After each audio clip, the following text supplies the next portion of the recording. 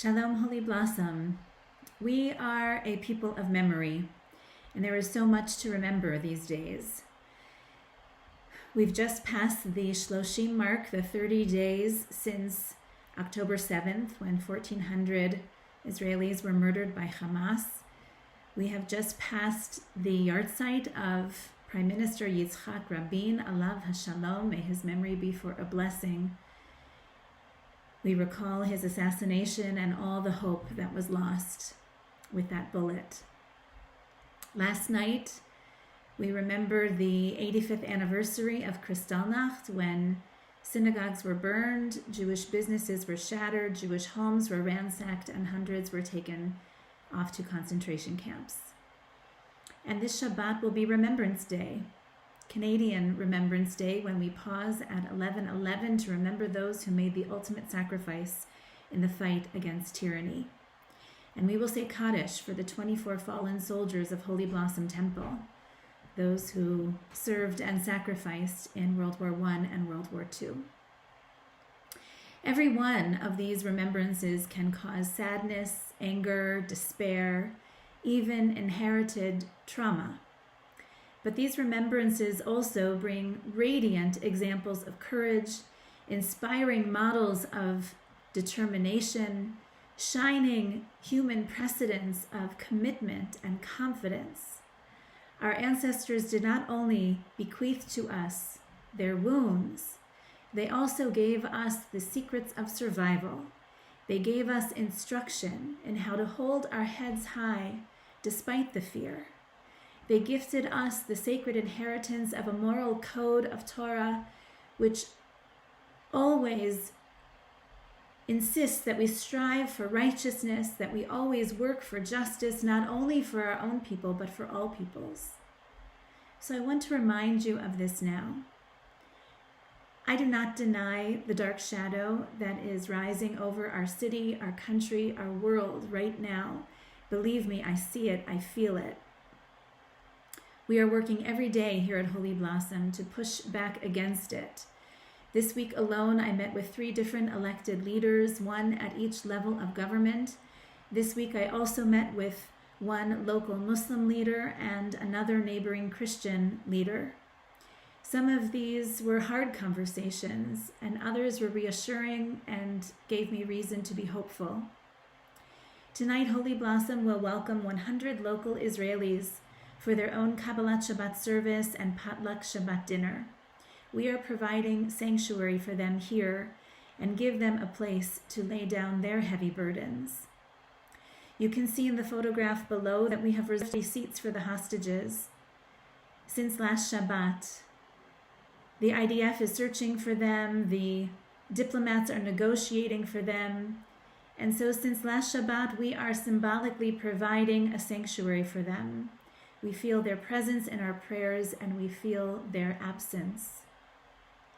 4 weeks ago, I used this platform to offer you 12 things that you can do. 2 weeks ago, again, 7 more things you can do. And many people have told me that they have found these little videos to be helpful because it is good to have something to do. It fights against feelings of despair that can get the better of us. So I offer you 4 more. I'll just highlight a few from earlier that are still urgent and necessary. Yes, of course, continue to reach out to your dear ones, your friends and acquaintances in Israel. Yes, of course, continue to be generous to all the worthy causes. Yes, of course, continue to write to elected officials and tell them what is in your heart at this very moment. Express both your gratitude and your disappointment. Help them to find the moral clarity and leadership that our country so deserves. Here are 4 new things that you can do. Is it 4 or 5?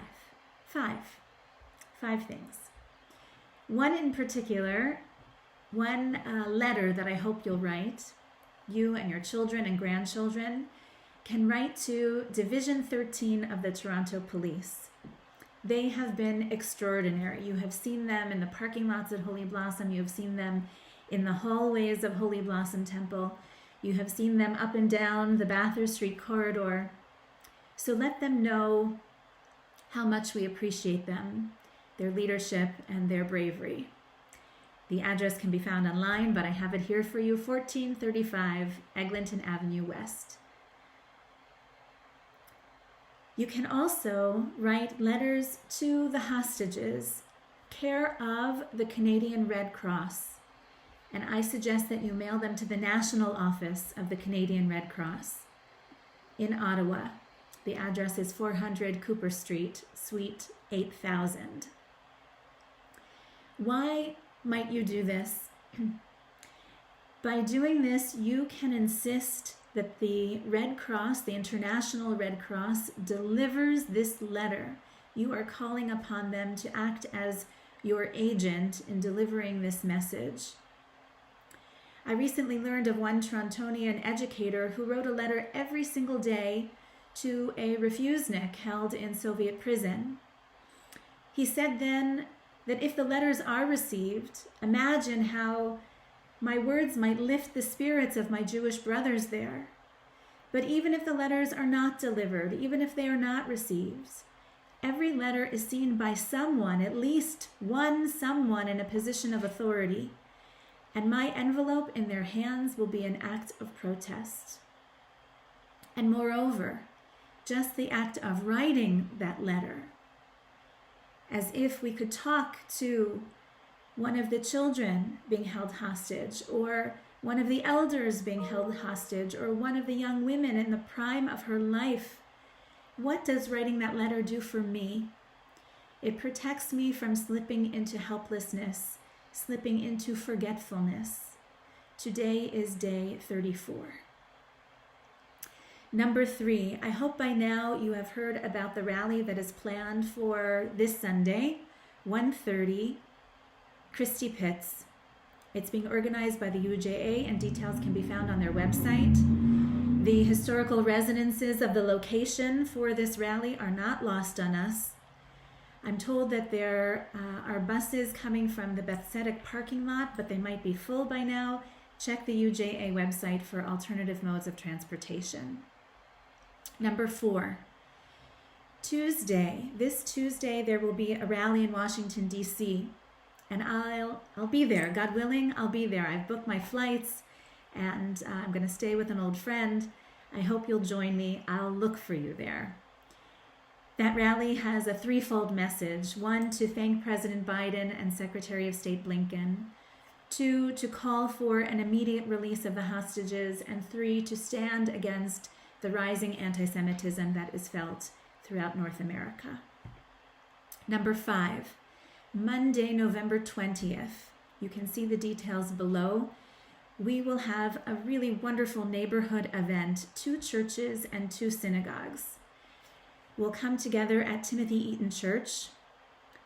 Grace Church on the Hill is also participating, and Beth Tzedek Congregation together with Holy Blossom. So that's Monday, November 20th at 7:30 in the evening.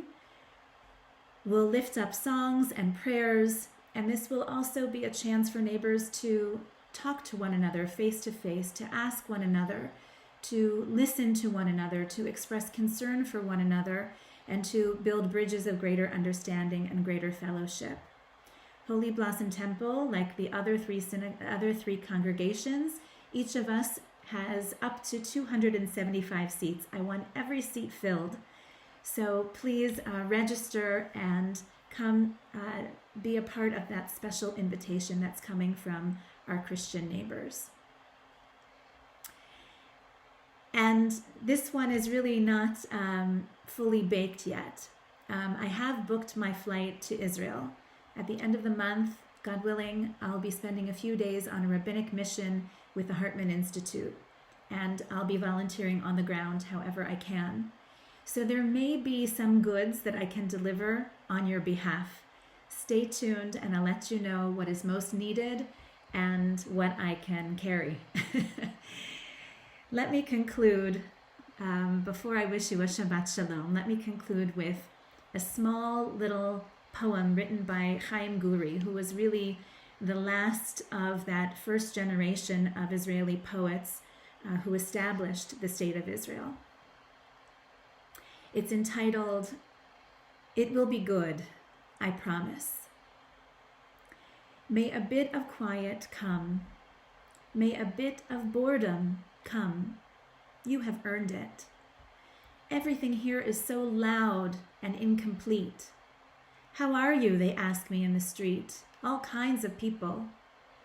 I am as my people are, I answer them. And they release a small sigh. Like partners in troubled times. It will be good, I promise. Like the confidant of the Mashiach. Shabbat Shalom. Shalom al Yisrael.